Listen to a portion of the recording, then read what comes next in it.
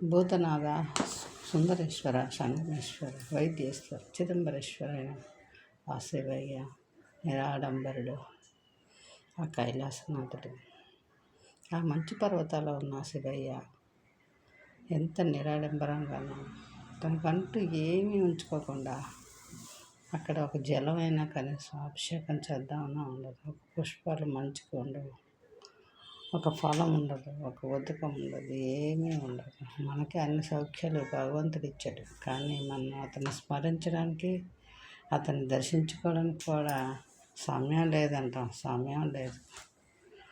ఆ తండ్రి మనకి అన్నీ ఇచ్చాడు భగవంతుడికి, కానీ అతన్ని నామస్మరణ చేయి. అతన్ని ఏమడిగాడు?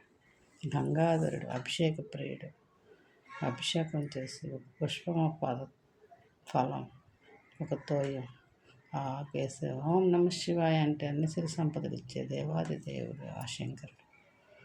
ఓం నమ శివాయ, ఓం నమ శివాయ అన్ని సుఖాలు మనిషికి ఇచ్చి భగవంతుడు నిరాడంబరుడయ్యాడు, ముక్తి ప్రదాత అయ్యాడు.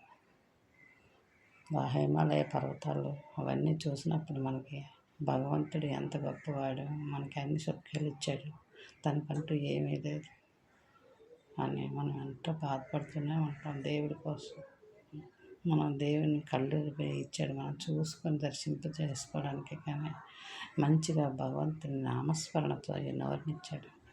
కానీ మనమేమో వ్యక్తంగా జీవితాన్ని, సమయాన్ని వ్యక్తం చేస్తున్నాం.